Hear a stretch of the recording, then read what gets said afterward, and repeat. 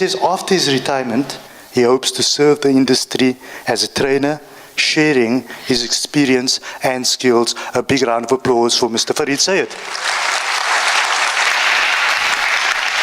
Mr. Sayed, you speak about your retirement. There's one thing that they never taught you. Already. Yeah, that they never taught you at school when you studied media. That you will never retire. Absolutely. In this business. Absolutely. Never going to happen. We also thank you for your valued service to our community all this time. Hope that you enjoy. Another round of applause. Thank you.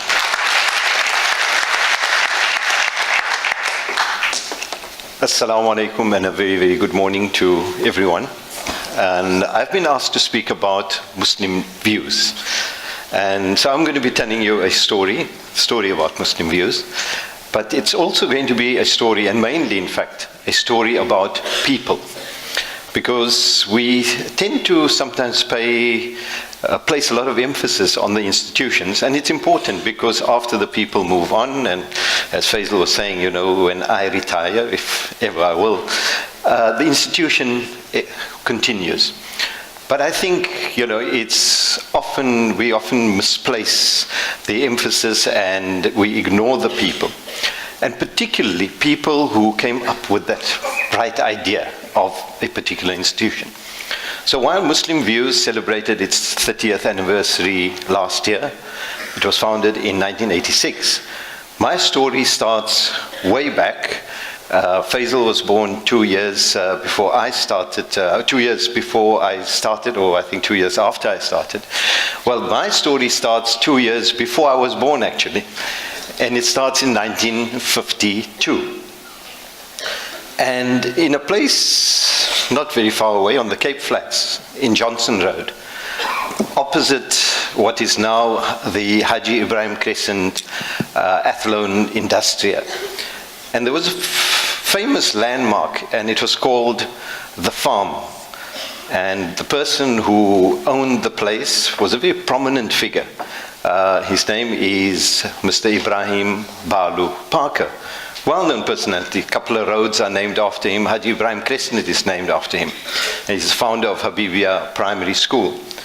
I mention this in order for you to understand the kind of synergy people have, you know, how you meet people. And I think one of our previous speakers actually mentioned, you know, meeting a Jewish economist or financier at the Vatican. So this is how you build relationships, and those relationships, in fact, could lead to institutions. And in the case of MuslimViews, it's 30 years, but we have a collective publishing history that goes for about 57 years. So coming back to Johnson Road, opposite Mr. Balu Parker was a young man at that time, Mr. Zubair Sayed. Mr. Zubair Sayed, his business was to package peanuts, roast peanuts, package them, and he used to send his sons on the road to deliver these peanuts. But he was also a very hands-on person. He owned a welding machine way back in 1952, a little one, and so he enjoyed doing things with his hands. And someone came along to him, a friend who had bought some job lot stuff, lots of, you know, steel and that. In those days, they didn't sort of put them on a trolley and take them to down the road in Turfel Road or wherever. They actually very legitimately brought it to people and say, you know, I've got something to sell. And Mr. Zubair Sayed, who's my uncle, my father's brother, saw something very interesting, a little printing machine. And I say a little printing machine. You can't imagine a printing machine of that size. Now you have these 8 towers and they occupy a couple of stories.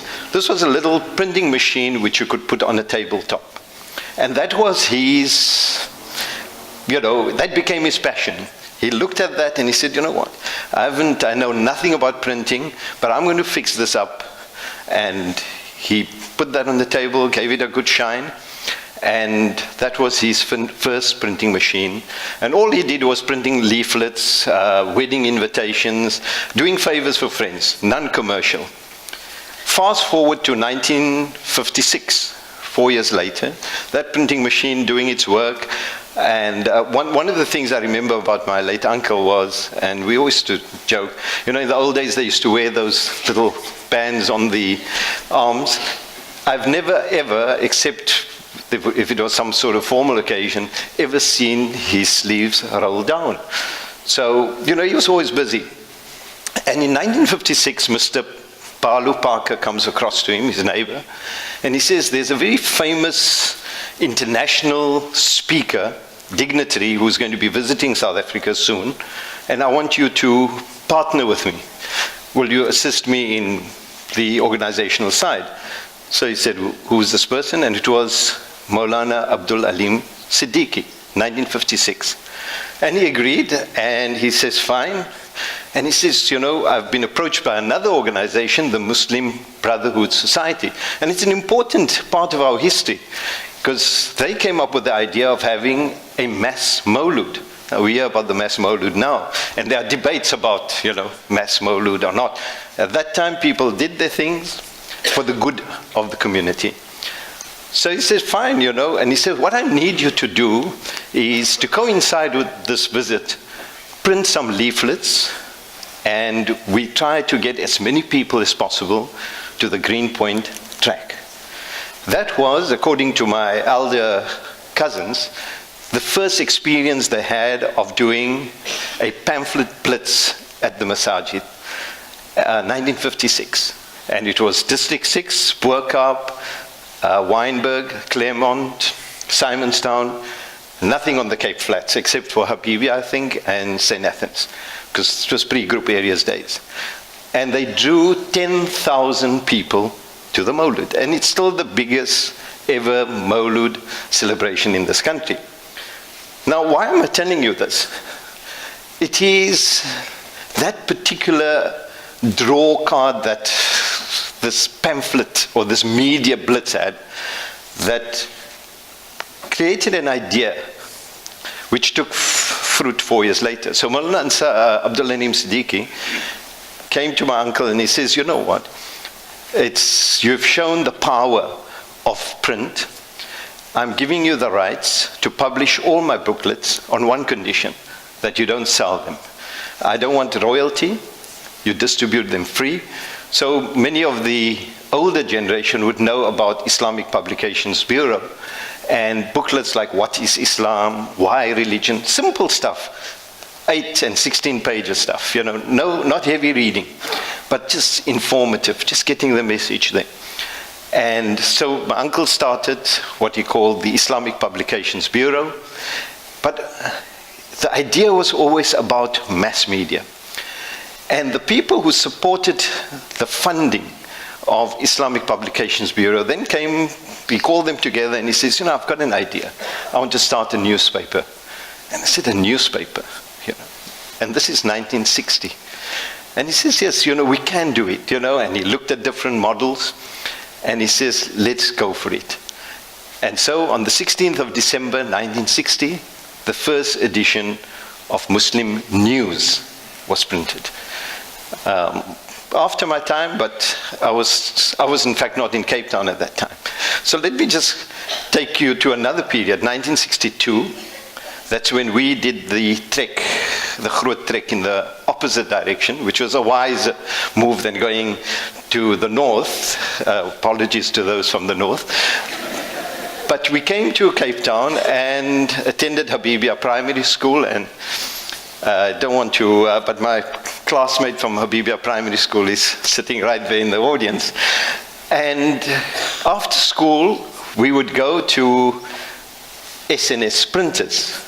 And I was fascinated by this whole process, this printing process.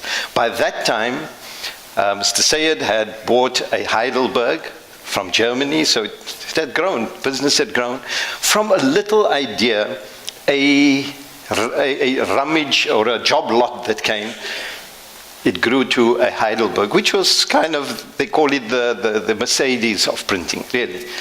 And he started, and he was printing Muslim news. And we as youngsters would go in and collate the newspaper by hand. So on a Wednesday afternoon, collate it, and on a Thursday, we'd jump into the cars and deliver it to the mosques. And at that time, and you guys are lucky because you don't pay for Muslim Views, there was a cover price. And sales grew, subscriptions grew. Fast forward to 1975, as Faisal mentioned, I joined SNS Printers, more than Muslim Views, by the way, news. It was more on the printing side. And a year later, I worked under Mr. James Matthews. Mr. James Matthews really is my mentor. And as we said, you know, it's people, the people around you that shape you. And a lot of my political ideas were shaped during that period. Mr. James Matthews and I and Qayyum Sayed, three of us, we sort of took the paper to a certain stage until 1985 when the state of emergency came in. And I'm talking about Muslim News. And with the state of emergency, unfortunately, pressure was put on advertisers. People started kind of withdrawing advertising. Editions were being banned. In 1 year, we used to publish twice a week, so it was twice a month, I beg your pardon. Out of 24 editions in 1 year, we had 16 editions that were banned. So life became a bit tough, to put it quite simply. And in 1986, in February 1986, I was called to a meeting, and I came home. I had a 2-year-old son at that time, and I came to my wife and I said, I don't have a job. The paper is closing down. And that was it. They shut down the paper, and there was nothing that could be done, really. People in charge took the decision, and I think they were forced to take the decision. And what happened then? You know, I sat, and again, people. I met someone, family member, and he said, you know, you're right, fine. Can you do layout? I said, yes, a bit of that. Can you sell advertising? I said, no, I'm not a salesperson. He says, well, you know, if you can get yourself to sell advertising, why don't you start your own newspaper? And I said, you know, it's a huge task. This is 1986. In maybe 1960, you know, you could take a chance, get away with it. 1986, no printing press. Printing costs were starting to escalate. But I took the chance.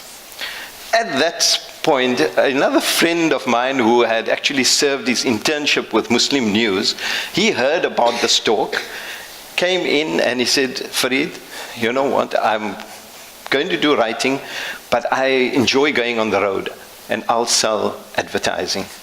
And I breathed a sigh of relief because I didn't have to sell advertising. And, you know, again, people, support of the community. 1986, advertisers who were signed up at that time, there are a couple, there's about 5 who are still with Muslim Views. There's a kind of loyalty that people show and that we value. Often we are very critical of ourselves. It's important to be self-critical, but I think we should also be basking in the kind of goodness that there is in the community. And so, 1986, September, Muslim Views is launched. Group of us, we took the paper to a particular level. And all along, and I think we have had about 3 or 4 board changes. In other words, people running the paper. They've changed over the years. And the good thing about that is that every time there's a change, there's an improvement. There are new ideas coming in. And this again, you know, I think it's a lesson for our institutions. And I think particularly with newspapers, you guard your territory. Because it's about ideology, it's about what you put out there. You don't want people to come in and use the newspaper, and you know, media can be abused. But if you show a certain amount of openness and you have your mission statement clearly spelled out, you can get people who come along and will say, we want to be part of this. And so 30 years later, for me, 40 years in the media, I can look back on Muslim Views being a model for community initiatives, broadly speaking. It can work. You will face obstacles, you will face challenges, but listen to what people around you are saying. They often have more confidence in your ability than you have in yourself. And I think that is the lesson, or that is the message rather, that I would like to leave, is that listen to people. Listen to your family. My wife is in the audience. I listen to her more than she listens to me. But I must mention, I must say this, you know, and sometimes we too busy in our own world, but the kind of family support that you get, you know, through very difficult times. I mean, there were times when we would wait for subscription or advertising money before you could pay salaries. There are people who are now working for the Burger, for the Cape Times, working for SABC, who started at MuslimViews as interns. Some started at Muslim News. And we feel good about it. We feel that we have empowered people who can go out and contribute to upliftment in society. So my message to you is, listen to the people around you, and they sometimes have more confidence in your ability than you may have. Thank you very much. Thank you, Mr.